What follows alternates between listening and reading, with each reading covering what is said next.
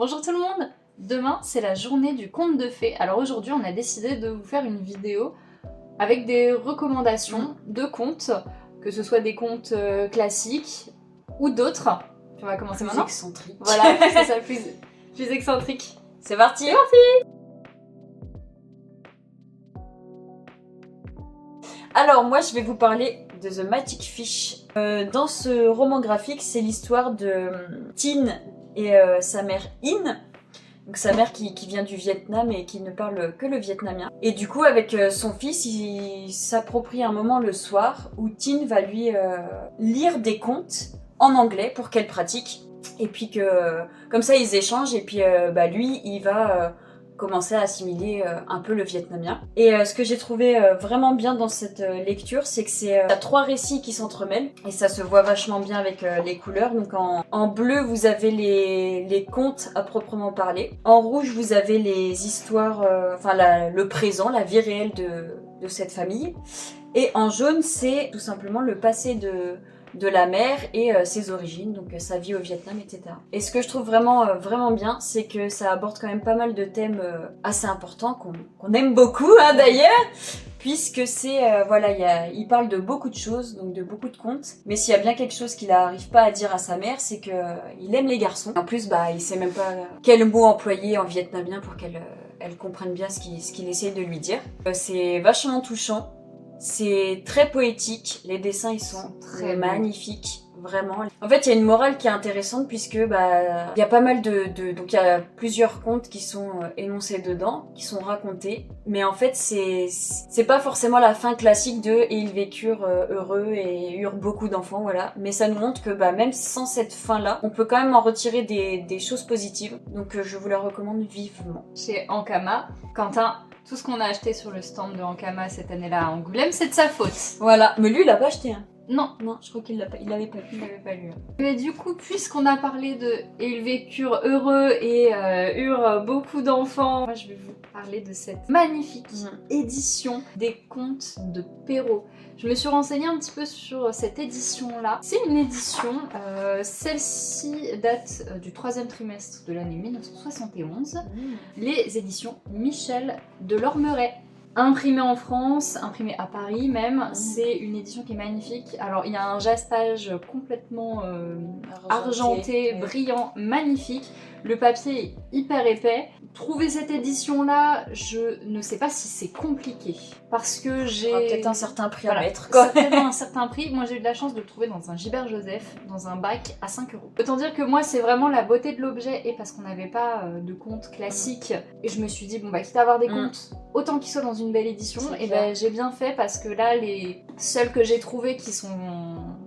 pareil, des années 70, mettez 70 € pour le choper quoi. Surtout qu'il n'y a qu'un seul tome, donc voilà. Très belle édition, c'est magnifique dans la bibliothèque, ça fait très beau. On est sur les contes de Perrault, mais là on est vraiment sur une édition assez prestige, je dirais, parce qu'au début on a vraiment une illustration. On a des illustrations de Gustave Doré et préface par P.J. Stahl. Une énorme introduction à base d'anecdotes, qui sont un peu...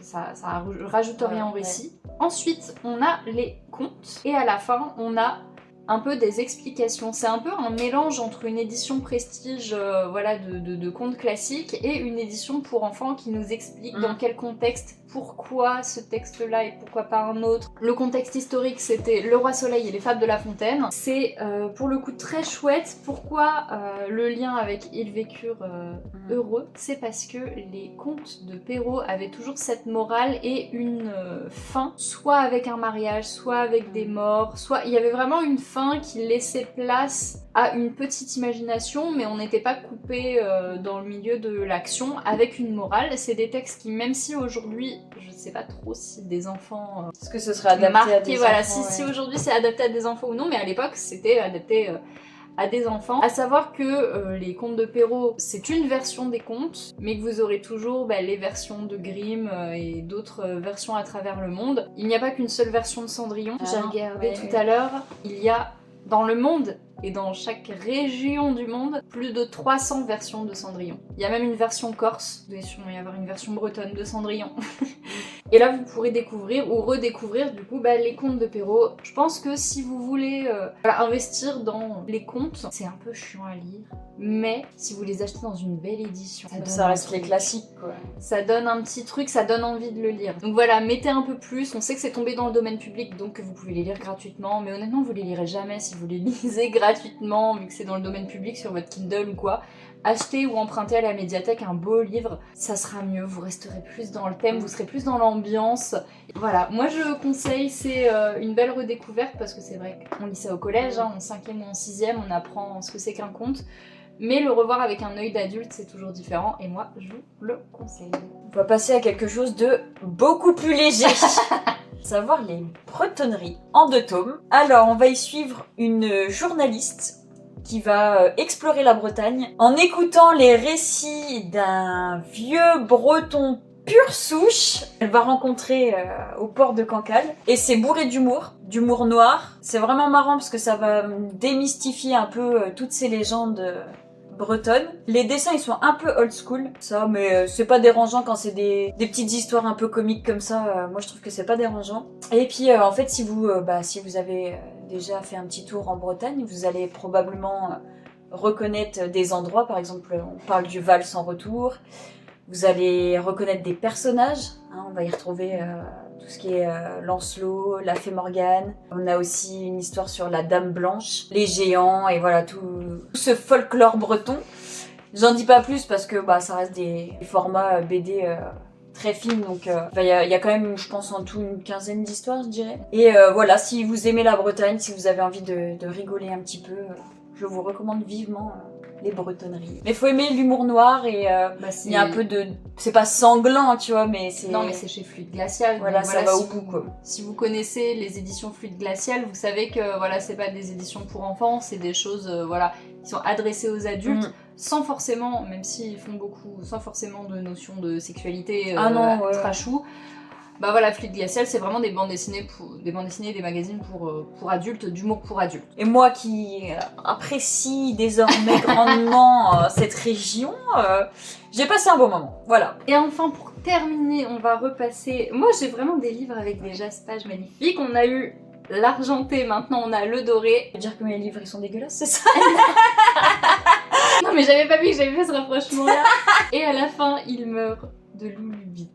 Là, on est sur un essai sur les contes. Donc là, vous allez retrouver justement tous les liens qu'on peut faire entre les différents contes, entre les différentes époques.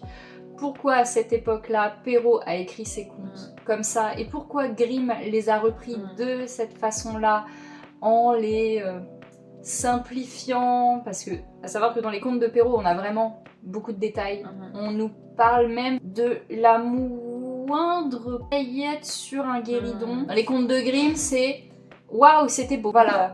Il y avait une grande forêt. Oui, c'est pas une forêt jonchée de machin, de trucs. Tourne pas autour du pot. Tourne pas autour du pot, ça va vite, c'est sanglant, voilà. Et du coup, il y a vraiment la différence entre les deux. Comment adapter les morales aujourd'hui, les morales avant, par exemple pour Barbe Bleue.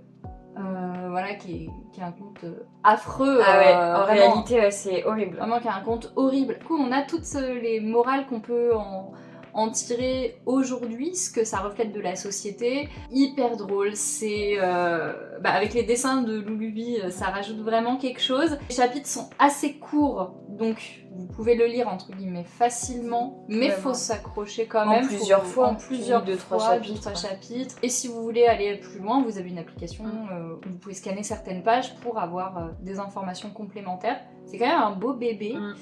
Qui est vraiment très chouette. On a même des contes égyptiens, Vraiment, ça nous parle de, comme je vous disais tout à l'heure, les 300 versions de Cendrillon. Ça nous parle des 301 versions qu'il peut y avoir de Petit Poucet, de Hansel et Gretel. Et ici, Lulubi va vraiment nous en parler en profondeur, sans nous prendre trop la tête non plus. Et c'est ça que j'ai vraiment apprécié dans ce livre. Et donc, si vous connaissez les contes, si vous avez lu beaucoup de contes et que vous voulez, juste en savoir un petit peu plus, ça peut être très bien.